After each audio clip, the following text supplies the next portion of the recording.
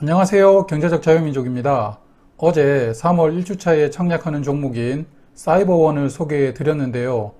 오늘은 같은 날에 청약하는 프레스티지 바이오로직스를 소개해 드릴까 합니다. 어디서 많이 들어본 이름이죠. 그렇습니다. 2월에 청약한 프레스티지 바이오파마의 형제 회사입니다. 지금은 PB파마로 상장 후 이름이 변경되었습니다.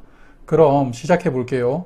프레스티지 바이오로직스는 3월 2일과 3일에 청약을 진행합니다. 환불일은 3월 5일이고요. 상장하는 시장은 코스닥입니다. 공모가는 희망상단 금액이 12,400원이고요. 공모하는 주식수는 신주 모집으로만 735만 주입니다. PB파마가 약 1,500만 주였는데요. 절반으로 줄었습니다. 그리고 공모 금액도 PB파마가 약 5천억 원이었는데 프레스티지 바이오로직스는 911억 원입니다. 그래도 코스닥 종목치고는 상당히 큰 규모의 청약이라고 볼 수가 있습니다. 개인 투자자에게는 25% 비중으로 약 184만 주 배정했습니다. 청약 주가는 미래에셋 대우가 메인이고요. 유안타 증권이 서브입니다. 미래에셋 대우는 128만 주를 배정받았고요. 1인 청약 한도 6만 4천 주입니다. 그리고 유안타 증권은 55만 주를 배정받았고요. 1인 청약 한도는 2만 7천 주이고요. 그래서 미래에셋 대우 기준의 청약 한도인 6만 4천 주 청약을 위해서는 약 4억 원의 청약 증거금이 필요합니다. 투자에 참고해 주시고요. 그리고 미래에셋 대우는 타 계좌 개설이 20일이 지나지 않은 분들도 비대면으로 제약 없이 계좌 개설이 가능한데요. 유안타 증권은 안 됩니다. 그래서 타 계좌 개설한 지 얼마 안 된 분들은 유안타 증권의 지점을 방문하셔서 개설하셔야 되고요. 제가 가서 만들고 왔는데 재직증명서나 사원증을 신분증과 함께 보여달라고 하더라고요. 그래서 지참하셔서 가시는 게 좋습니다. 또한 미래에셋 대우와 유안타 증권은 청약 당일에 계좌 개설을 해도 청약 참여가 가능하신데요. 그래도 저는 청약 전에 미리 개설해 두시는 것을 추천을 드립니다. 그리고 프레스티지 바이오로직스는 균등 배분 방식이 소수점이 나오면 올려서 배정하는 전원 균등 방식입니다. 그러므로 비례 배분 물량을 균등 배분에 사용을 하면서 배정을 하는 방식입니다. 그래서 균등 배분 물량을 예상을 해보자면 미래에셋 대우 참여자 수는 2월에 청약한 뷰노 기준으로 약 10만 계좌 정도 예상이 되고요. 유안타 증권은 공모 비주류 증권사이므로 약 6만 계좌를 예상을 해보았습니다. 이러한 예상 계좌 수를 균등 배분 수량에 나누어 보면 미래에셋 대우는 7주, 유안타 증권은 5주 배정이 예상됩니다. 최소 청약 수량인 10주만 청약을 하면 6주 이상을 청약받을 시에는 추가로 증거금을 넣어야 되므로 좀 번거롭죠. 그래서 이번 청약에서는 그냥 최소 청약 수량을 20주로 신청하는 것이 좋다고 생각을 합니다. 그럼 프레스티지 바이오로직스 주요 사업 간단하게 말씀드리겠습니다. 형제 회사인 프레스티지 바이오파마가 신약 물질을 개발하면 이걸 프레스티지 바이오로직스가 대량으로 생산하는 역할을 담당하게 됩니다. 이걸 CMO, 즉 위탁 생산 서비스업이라고 부르는데요. 사실 이러한 사업 구조가 바로 삼성바이오 기업의 사업 구조입니다. 삼성바이오에피스가 신약을 개발하면 삼성바이오로직스가 위탁 생산을 하는 것이죠. 하지만 삼성바이오로직스는 바이오에피스의 신약 외에도 해외 제약사의 물량을 많이 수주해서 생산하는 것이 큰 차이가 있는 것입니다. 여하튼 프레스티지 바이오로직스는 이러한 CMO 사업에서 삼성에 이은 국내 2위가 되는 것이 목표라고 합니다. 그래서 CMO 사업은 생산 능력이 중요한데요. 삼성이 국내 1위 생산 능력을 가지고 있습니다. 36만 4천 리터를 생산할 수 있다고 하고요. 다음 달에 상장하게 되는 SK바이오사이언스는 약 2만 4천 리터의 생산 능력을 가지고 있습니다. 프레스티지 바이오로직스는 현재는 6천 리터 생산 능력을 가진 1공장이 완성되어 있고요. 그리고 공모한 자금을 활용해서 올해 9만 8천 리터 규모의 2공장을 착공할 것이라고 발표를 했습니다.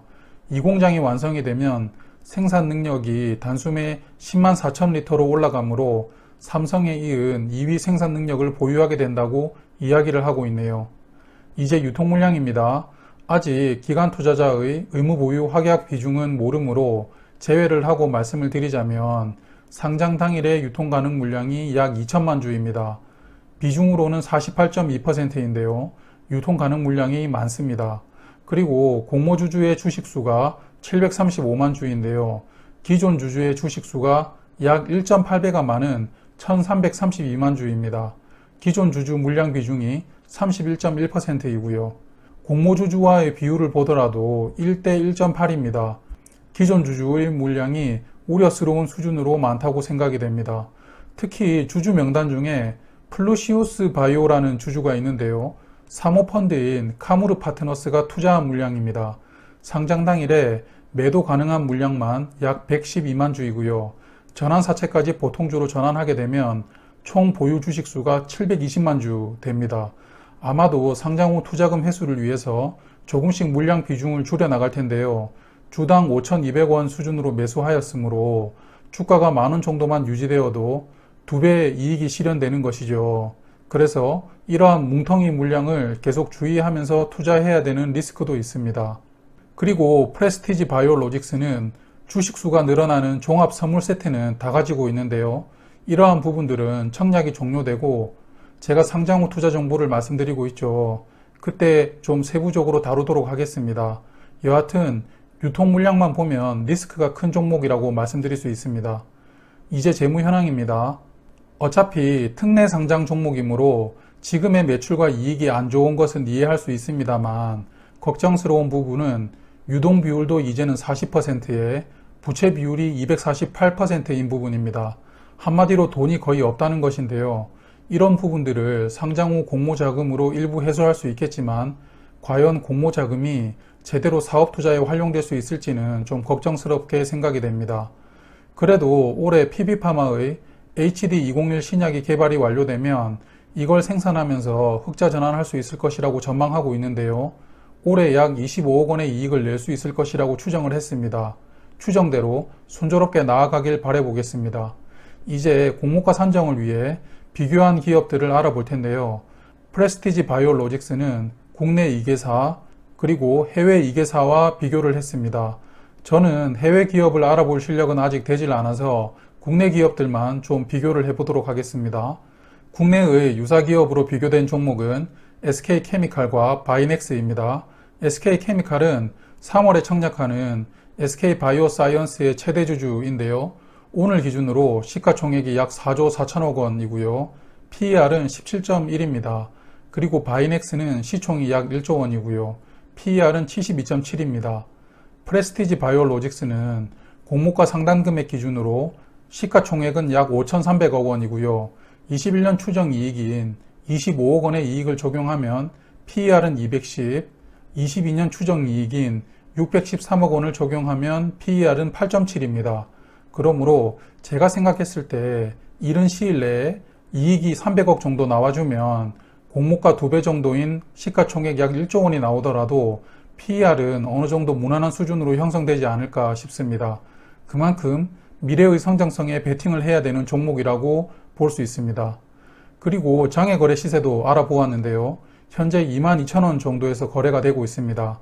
공모가 희망상단 금액인 12,400원 기준으로 약 177%가 상승하여 거래되고 있습니다. 그래서 현재까지를 미루어 보았을 때 시초가가 200% 이상으로 출발하기는 조금 어렵지 않을까 생각됩니다. 지금까지 부정적인 말씀 위주로 드렸는데요. 그래도 프레스티지 바이오로직스는 한 줄기 빛이 있습니다. 바로 환매 청구권이 부여된 것인데요. 저는 환매 청구권이 부여되지 않았으면 청약을 들어가야 되나 고민을 했었는데 환매 청구권이 부여된 것을 보고 바로 청약하기로 결정을 했습니다. 또한 상장 후 6개월까지 권리를 보장해 주므로 청약에 참여하시는 투자자들에게 부담감을 상당히 해소시켜 줄 수 있지 않을까 생각이 됩니다. 그리고 운명 공동체인 PB파마의 주가를 유심히 살펴야 되는데요. 현재 PB파마는 32,000원의 공모가로 상장하여 오늘 기준 주가는 37,750원입니다. 공모가 대비 18% 상승했는데요. 그만큼 오른 게 거의 없다고 볼 수 있습니다. 이러한 추세라면 프레스티지 바이오로직스의 청약에도 부정적인 요소로 작용될 것 같은데요. 청약 전까지 PB파마의 주가 움직임을 좀 살피시면서 청약 규모를 결정하시는 것이 좋다고 봅니다. PB파마와 프레스티지 바이오로직스의 공모 내용을 좀 비교를 해보면요. 공모 주식수는 프레스티지 바이오로직스가 750만 주로 약 절반 수준입니다. 그리고 공모 금액은 911억 원으로서 약 5분의 1 수준이고요. 그리고 PB파마는 상장하는 시장이 코스피였고요. 바이오로직스는 코스닥입니다. 또한 유통물량 비중도 PB파마에 비해서는 월등히 높은 48.2%입니다. 청약하는 방식도 PB파마는 100% 비례 배분으로 청약했는데 프레스티지 바이오로직스는 균등 배분이 도입되었으므로 PB파마에 비해서 청약에 참여한 사람 수가 더 많아질 것이고요. 또 1인당 배정된 주식 수는 더 적어질 것이라고 예상이 됩니다. 그래서 이 부분도 상장 후에 어떻게 작용할지 좀 고민을 해봐야 될 것 같아요. 마지막으로 PB파마의 청약 당일에 급락으로 인해 많은 분들이 투매를 했지만 바이오로직스는 환매 청구권이 부여되었으므로 상장 당일에는 PB파마와는 다른 매매 상황이 발생되리라고 예상이 됩니다. 이제 요약하겠습니다. 프레스티지 바이오로직스는 3월 2일과 3일에 청약을 하고요. 미래에셋대우와 유안타 증권이 공동으로 주관합니다. 그리고 균등 배분으로만 5주 이상 물량 배정이 될 확률이 있으므로 최소 청약 수량을 20주로 하시는 것을 추천드립니다. 프레스티지 바이오로직스는 PB파마의 신약을 기반으로 CMO 사업을 전개할 예정이므로 결국 PB파마와는 운명 공동체로 봐야 되는데요. 그래서 PB파마의 주가 추이를 주목하면서 청약을 들어가시는 게 중요합니다. PB파마의 공모가가 32,000원이었으므로 주가가 공모가보다 얼마나 올라 있는지가 중요하겠죠. 또한 바이오로직스는 유통물량이 48.2%로 상당히 많고요. 특히 사모펀드가 투자금 회수를 위해서 보유 주식을 뭉텅이로 장내 매도를 할 가능성도 있으므로 주의하셔야 됩니다. 마지막으로 회사는 올해 흑자 전환을 예상하였으므로 이 부분도 지켜지는지를 살펴봐야 될 것 같습니다. 그래서 저의 기준으로 청약 평가를 하자면 저는 제가 가진 청약 자금을 활용해서 청약에 참여할 생각입니다. 앞에서 잠깐 언급드렸지만 이 종목에 청약을 할까 말까 고민하고 있었는데 그래도 환매 청구권이 부여된 점과 PB파마가 공모가 이상에서 주가가 형성되고 있고 또한 장외 거래 시세도 괜찮게 형성되어 있으므로 저는 저의 청약 자금으로 비례 배분까지 들어간다고 결정하였습니다.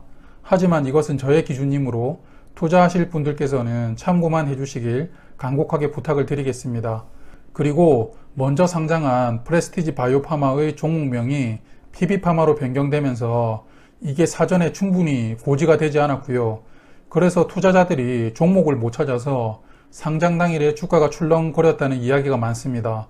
PB파마로 종목명을 변경하게 된 계기가 거래소에서 글자 수가 너무 많다고 지적해서 PB파마로 줄였다고 합니다.